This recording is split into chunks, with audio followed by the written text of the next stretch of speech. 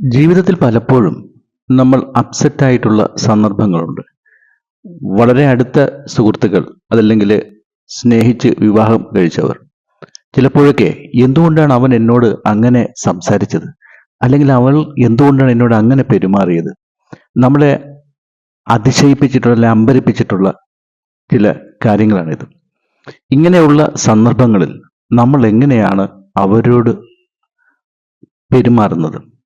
നമ്മൾ അവർ ഏത് രീതിയിലാണോ ഏത് ടോണിലാണോ സംസാരിച്ചത് അതേ ടോണിൽ തന്നെ നമ്മൾ റിയാക്ട് ചെയ്യുകയാണോ, അതോ എന്തുകൊണ്ടാണ് അവൻ എന്നോട് അങ്ങനെ സംസാരിച്ചത്, അല്ലെങ്കിൽ എന്തുകൊണ്ടാണ് അവൻ അങ്ങനെ എന്നോട് പെരുമാറിയത്, അതുമല്ലെങ്കിൽ ഞാൻ ഏറെ സ്നേഹിച്ചിരുന്ന, ഏറെ ബഹുമാനിച്ചിരുന്ന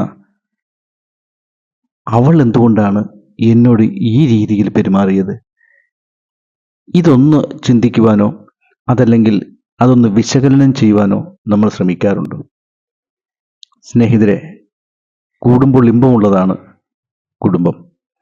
അവിടെ സന്തോഷവും സമാധാനവും അലതല്ലണമെന്നുണ്ടെങ്കിൽ വിട്ടുവീഴ്ചയും പരസ്പരം മനസ്സിലാക്കലും അതേപോലെ തന്നെ ഉള്ളു തുറന്നുള്ള സംസാരവും വേണം. ഇതില്ലാതെ പോകുന്ന സ്ഥലത്താണ് സംശയങ്ങൾ ഉണ്ടാകുന്നത്, ദേഷ്യം ഉണ്ടാകുന്നത്, ആ ദേഷ്യം പിന്നീട് വെറുപ്പായി മാറുന്നത്, ആ വെറുപ്പ് പിന്നീട് ഒരിക്കലും ഒരുമിക്കാൻ സാധിക്കാത്ത രീതിയിൽ മനസ്സുകളെ അകറ്റുന്നത്. തുടക്കം ചെറിയ ചെറിയ കാര്യങ്ങളിലാണ്.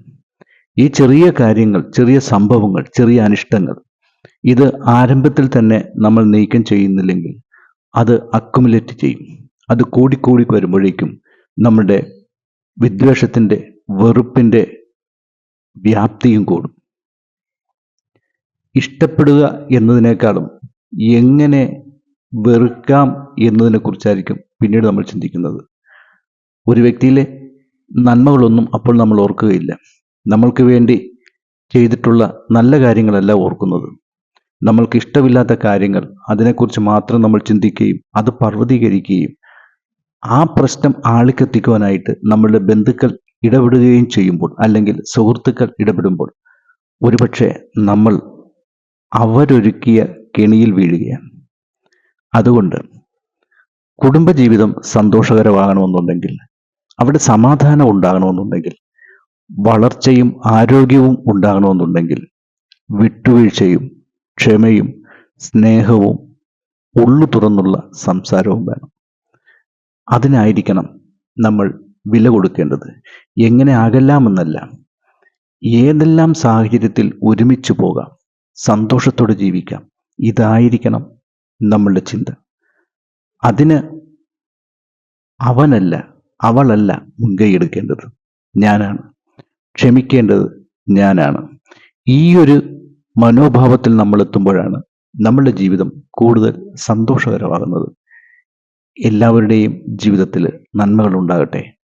ഞാൻ പി ജി റൈനോൾഡ്.